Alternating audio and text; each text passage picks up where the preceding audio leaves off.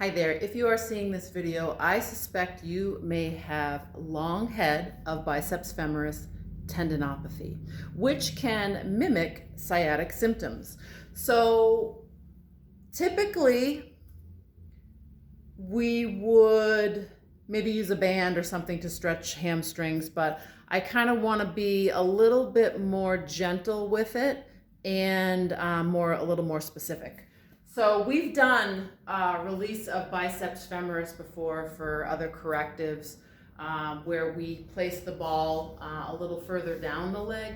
This time we're going to go up to that ischial tuberosity, right in the bottom part of the pelvis, right? So where the hamstrings and the glutes connect, okay? So let me see the best angle for this. Okay, so I have my ball here. This is kind of large. If it's too big, right? If you have something smaller, that might work better. So actually, I'm gonna work with a smaller ball today, just because I wanna be really specific. Okay, so I want to find the bony part of my pelvis where my hamstring attaches. So it's that upper part, and I'll give you a little anatomy diagram with this so you can kind of know where I'm at, but I think you're going to feel it. So it's right up high on the thigh, posterior leg. And it's that crease. So if you think about, where your glutes and your hamstring connect, it's that little like fold. So the gluteal fold, we could call it, right there. So that's where the ball is. So I'm here. Now what I'm gonna do is I'm gonna create leg extension.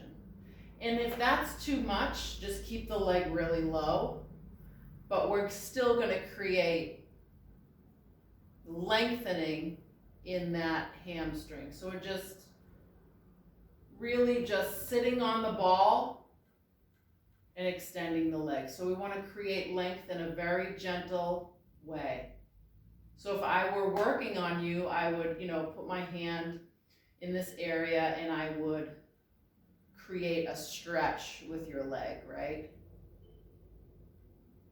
So I'm creating length. So this is different than doing a stretch, right? This is more of like an ischemic compression with lengthening. So it's more specific than just generally stretching the hamstring. It's letting the nervous system know this area needs, to be relaxed a little bit. And you may get a little bit of that nerve sensation down the leg or into the hip here. So you can gently roll around a little bit on that area. And we don't want to overdo it, okay? But just generally just get into that area and create the length in the hamstring.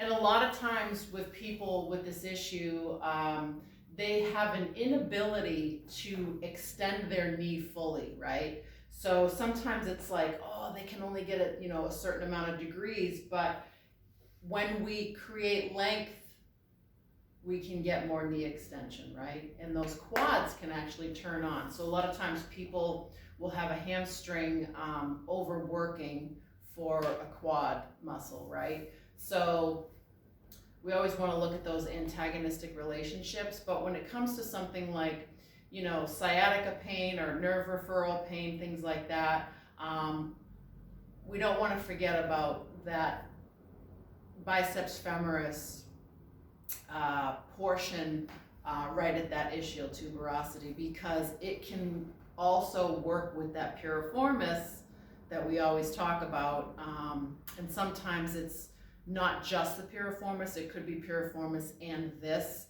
contributing to sciatica-like symptoms. So based on all of the testing and the things, coming back to this, we'll see based on the results if this is what you need. Okay? Thank you so much.